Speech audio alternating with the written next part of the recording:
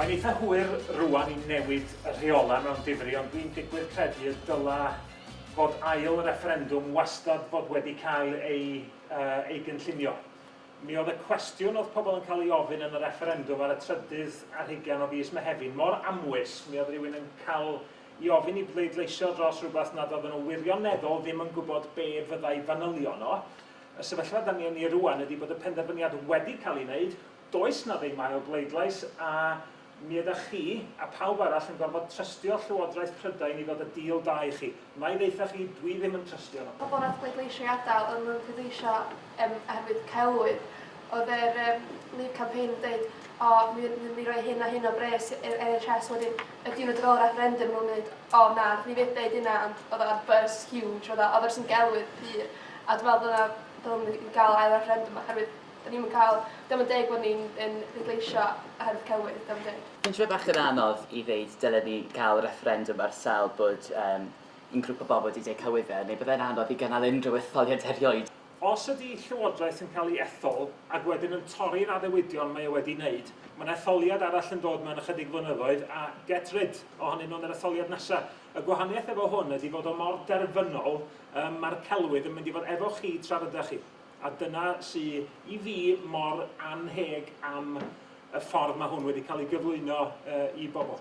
Os bysa ail referendum cael ei gynnal, dylsyn ni bobl 16 mlynedd oed cael pleidlais tro yma. Mae'n gwestiwn eitha mawr fyna. Cwestiwn hawdd iawn i ni. Dwi wastad wedi galw am ag ymgyrchu dros os nhw'n roed pleidleisio 11 oed. Dwi'n credu yn gry ynddo fo. Os ydy'r cynulliad fel sy'n debygol yn cael yr hawl i benderfynu ar reola etholiadau yng Nghymru yn y dyfodol, dwi yn eitha siŵr y bydd yr oedran pleidleisio yn gostwng 16. Ar lefel Brydeinig ddo, os fydd yn ail referendum a fydda Llywodraeth Llundain am risgio caniatáu chi bleidleisio yn erbyn? Na, dwi'n meddwl. Chi'n meddwl petai hynny yn digwydd y bleidlais i reini sydd yn 11 am mi fydd na petai na ail referendum. Chi'n meddwl bydd y canlyniad yr un canlyniad fydd i, neu chi'n meddwl byddwn ni yn pleidleisio i aros yn yr Undeb Ewropaidd? Chi'n meddwl byddai wir yn gwneud gwahaniaeth? Wel, hynny nid mater o beth dwi'n feddwl, ond mae'n eitha clir bod pobl yr ienga ydyn nhw, y mwyaf brwd ydyn nhw dros yr Undeb Ewropeaidd. Felly mae o'n gwneud synwyr y byddan a bleidlais fwy dros aros pe bai pobl 11 oed yn cael pleidleisio. Nid fi'n deud hynny, dwi'n meddwl dyna di'r patryma sydd wedi cael ei dangos mewn arolygon Barnes tro. Morley, am i draw at y ti. Fel rhywun ifanc oedd y blaid gadael yr Undeb Ewropeaidd, so'n gweld bod yn deg bod chi'n gweud os oedd pobl yn 11 mlynedd oed, os nhw wedi cael hawl i bleidleisio, bys ni dal mewn. Dwi'n meddwl ddim yn meddwl bod nhw'n deg. Chani beth o bod? Ie. Dwi'n meddwl, beth sy'n gweud. Ond hefyd, so'n meddwl bod e'n iawn o gwbl i gael ail referendum, achos fi'n gwybod yn agos, ond yn diwedd y dydd, y majority gafodd e. Jyst cyn y referendum ei hun, nath Nigel Farage ddeud, os mae canlyniad mor agos o falle 52%, 48% bydd angen referendum arall achos democratiaeth yn ôl fe, ond wedyn unwaith wnaethon nhw ennill wrth gwrs, mae fe'n hollol ridiculous bod angen referendum arall achos mae pobl wedi penderfynu. Ar i draw at ysgol Tryfan fan hyn, beth ti weid? Yn y bôn, pobl o'n oedran ni sydd am gael ei effeithio o ganlyniadau Brexit, ac wrth edrych ar y strategaeth yn amlwg na, pobl hyn, y canran fwyaf, nhw oedd eisiau gadael, ond dim ei fod yn amhyrchus, ond dim nhw mae am effeithio yn y dyfodol. Yn dyfodol ni ydi o, a dwi'n meddwl yn ei gael dewis a dweud dros ein dyfodol yn ei hynny.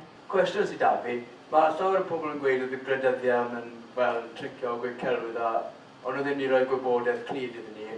Ond ti'n credu mae nhw gyda gwybodaeth clir eu hunan? Os mae beth wedi cael ei wneud, mae neb beth wedi gadael ein Undeb Ewropeaidd. So chi'n credu mae nhw'n actually gwybod yn union beth sydd wedi digwydd eu hunan nhw? Mae yna sawl peth na i ddeud yn ymateb i hynny. Y gwir amdani di, da ni dal ddim yn gwybod rwan. Da ni 6 mis bron neu 5 mis ar ôl y referendum, a y pwynt oedda ti'n ei wneud, Molly, doedd na ddim diffyg gwybodaeth. Da ni dal ddim yn gwybod rwan. Felly sydd allai fod na wybodaeth yn ôl yn mis Mehefin. O ran y pwynt bod y ddwy ochr wedi camarwain, dwi'n gytuno'n llwyr, oedd yr ymgyrch Remain mor useless ar ymgyrch gada. Mae hynny'n hollol wir, o'n i'n rhwystredig ar y pryd, o'n i'n rhwy gyngwallt allan. Ond Yn absenoldeb y cynllun, y ddogfen, y papur gwyn, y syniadau, y plan, mi oedd yna drwydded i'r ddwy ochr i just make it up. Just deud unrhyw beth. Doedd na ddim dogfen lle oedd newyddiadurwyr neu'r cyhoedd yn gallu edrych arno fo dweud, na, chi ymgyrch gadael, da chi'n wrong, nid dyna di'r cynllun, neu chi ymgyrch i aros i mewn, dydy hynny ddim yn wir, drychwch ar y cynllun. Doedd na ddim cynllun, a mae'n bryder gen i bod daw rwan ar lefel eitha basic ddiffyg syniad ganddo ni ynglyn â pa un o'r gwahanol options. Mae'n wahanol ffyrdd o adael ar Undeb Ewropeaidd. Da ni dal ddim yn gwybod ar lefel eitha sylfaenol pa un sy'n mynd i fod yn digwydd, a mae pa un sy'n yn cael ei ddewis yn mynd i gael effaith mawr iawn arna ni enghraifft yma yng Nghymru.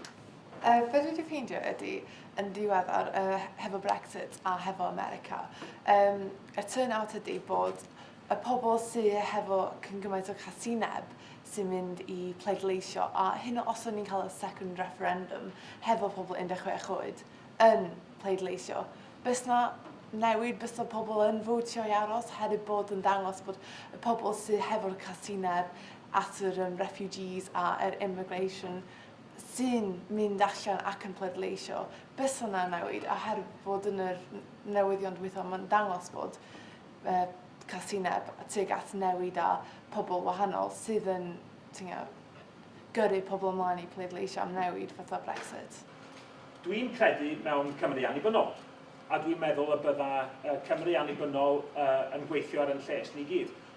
Ond yr un peth mae'r referendwm ar aelodaeth yr Undeb Ewropeaidd wedi ei ddangos i fi, ydy bod yn syniad ni gobeithio be allan annibyniaeth i Gymru bod yn wahanol iawn i be di'r model o annibyniaeth Prydeinig sydd gan ymgyrchwyr dros Brexit. Hynny ydy, mae fy nghenedlaetholdeb i dros Gymru yn genedlaetholdeb agored. Dwi eisiau i Gymru fod yn ffrindiau ac efo'r berthynas mor agos a phosib yn economaidd ag ati efo gwledydd eraill. Yn cynnwys, gesiwch pa'n sy'n fwyaf pwysig i ni, Lloegr, right? So, y peth cyntaf mae eisiau Cymru annibynnol wneud ydy gwybod bod yr deal yna'n hollol gry lles Cymru a Lloegr. Be oedd gennym ni fo Brexit, oedd penderfyniad i ddeud, reit, da ni ddim isio nhw. Ewrop ydy'r farchnad bwysicau i Brydain. Da ni eisiau troi'n cefn rywsyd ar yr Undeb Ewropeaidd. A a'r holl syniad ma o gasineb a anoddedd garwch tuag at bobl eraill ag ati. Felly, hynny ydy, mae wedi dangos be allan cenedlaetholdeb positif Gymreig fod. Dwi dal yn credu bod dwi ddim yn gywir i gael referendum arall. Oherwydd, yn y deyrnas sydd nedig, ni'n ymfalchio bod ganddyn ni system gwleidyddol democrataidd iawn. Ac felly, nag ydych chi'n credu falle bydd bron yn anfoesol i gael referendum arall a mynd yn erbyn y system yma sydd ganddyn ni? Be ddedais i ar y dechrau oedd hynny y dyla'r cynllun fod wedi bod yna o'r dechrau i gael dwy bleidlais. Be all rhywun ddim i wneud ydy newid y rheola wedyn. Mae'r rheol wedi cael ei roi ag oedd o'n gamgymeriad, ond un referendum oedd yna i fod. Mi ddyla bod yna referendum wedi bod ar, da chi ffansi aros mewn neu mynd, isio mynd, wedyn na ni'n neud y deal ar sut i adael. Nid dyna oedd y cynllun. A dwi'n gobeithio rhyw ddwrnod cael referendum ar annibyniaeth i Gymru. A pan da ni'n ennill y referendum yna, dwi eisiau ni barchu'r canlyniad. A Hywel i orffen. Os gafodd Cymru annibyniaeth, fysych chi eisiau ni bod yn rhan o'r Undeb Ewropeaidd bod Cymru wedi bleidleisio yn erbyn yr Undeb Ewropeaidd? Diolch yn gwestiwn hawdd iawn i at y byddwn oherwydd i fi mae yn perthynas ni efo gwledydd eraill o fewn cyfandir Ewrop yn bwysig iawn. Sut mae llunio'r math yna? Berthynas mi fyddwn ni'n gallu croesi'r bont hon wrth ddod ati hi, achos da ni'n mynd i fod tu allan i'r Undeb Ewropeaidd erbyn hynny. Felly dydy o ddim yn syml, ond a fyddwn ni am i Gymru fod y perthynas agos efo gwledydd o fewn Ewrop? Byddwn.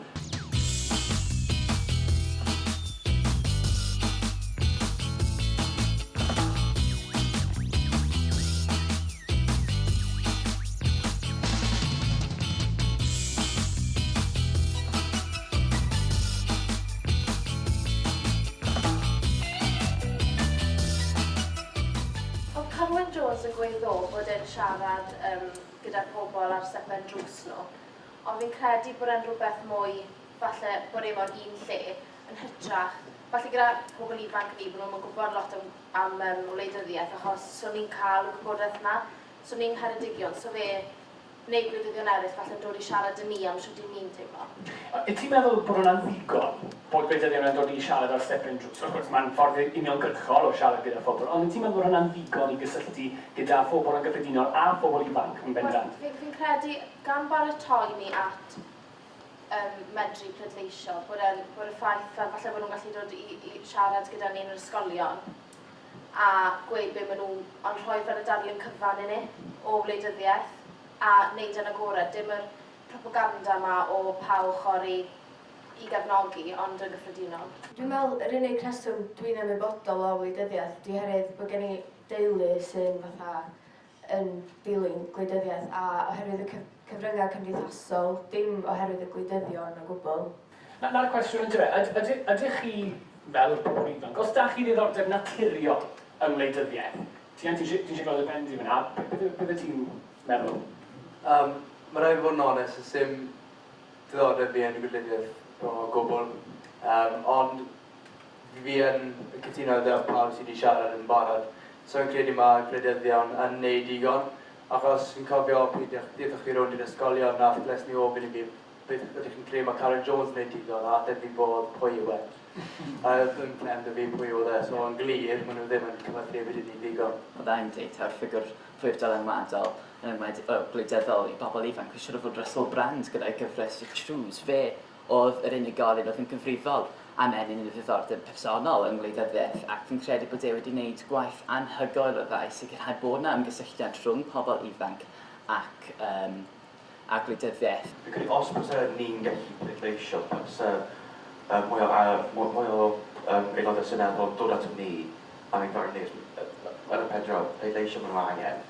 Chi'n meddwl bydde pobl eraill sy'n yr ysgol chi sy'n falle ddim yn gwybod unrhyw beth o gwbl am wleidyddiaeth? Chi'n meddwl bydde nhw wir yn pleidleisio a hefyd, os bydde nhw yn cael pleidleisio, chi'n meddwl bod hynny'n beth da bod nhw'n cael gosod pleidlais heb rili wybod neu ddeall beth sy'n mynd ymlaen? Thomas, ti'n siarad y ben fyna?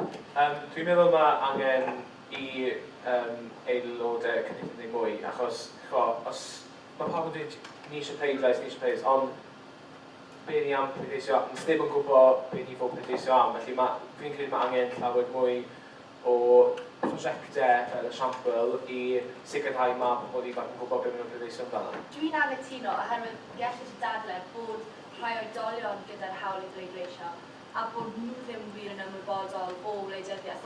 Mae'r hawl dyn nhw i bleidleisio beth bynnag, felly ni fel pobl ifanc, falle nid yn mwy o ymwybodaeth o wleidyddiaeth na'r rhai oedolion, ond does dim hawl dyn ni i leisio fan, a fi'n meddwl bod ni'n hollol anheg. Dwi'n meddwl efo gwleidyddion, dwi'n sôn am pobl ifanc fan fel i dechrau mewn i'w hygeinia hefyd, lle, yr bobl sy'n pleidleisio. Mae angen y cysylltiad i bara, nid just adag yr etholiad pa maen nhw yn cael y pleidleisio, ond hefyd yn ystod yr adag maen nhw wrthi yn bod yn aelod cynulliad, neu ella maen nhw'n meddwl sefyll tro nesaf neu be bynnag. Yn etholaeth fi, 5 ysgol uwchradd sy'n yna, felly sy'n actually ddim yn cymryd mor hir a hynna i'r aelod cynulliad a'r aelod seneddol fynd rownd yn siarad unwaith bob tymor neu unwaith bob blwyddyn efo'r disgyblion. Mae angen i wleidyddion ymestyn a chynnal y trafodaeth yma efo pobl ifanc ond pobl yn gyffredinol, achos mae angen i ni trwsio'r holl yma, yr holl enfawr rhwng y bobl cyffredin a wleidyddion. Achos oherwydd y dadgysylltiad yma, dyma pam y Brexit wedi digwydd, dyma pam y Trump wedi cael ei ethol, oherwydd mae pobl yn gweld dadgysylltiad llwyr rhwng y bobl cyffredin a'r gwleidyddion, a felly fi'n credu, fel wnaethoch chi gael deud yn y blaen, y ffordd ymlaen yw trwy fynd i ysgolion, trwy fynd i hustings, a jyst trwy, mae gwleidyddion angen jyst rhoi'r gwybodaeth yma i bobl. Dylia gwleidyddiaeth gael ei ddysgu yn yr ysgol yn rhan o'r gwersi bac neu rhywbeth fel yna, a so plant ifanc wedyn yn dod yn fwy ymwybodol o gwleidyddiaeth a ella fwy o siawns i ni gael pleidlais wedyn. Dwi'n cytuno efo Megan bod dylen nhw cynnwys gwleidyddiaeth o fewn y cwricwlwm enghraifft bac. Dwi'n meddwl, fel ddedodd Megan bod hyn yn gallu arwain i bobl ifanc cael pleidlais, ac yna unwaith da ni efo'r pleidlais, hyd yn oed os oes o bobl sy'n heb diddordeb yna fo, mae yna miliynau o bobl sy'n efo diddordeb yna fo a sy'n nhw yn diddori o fewn pleidleisio.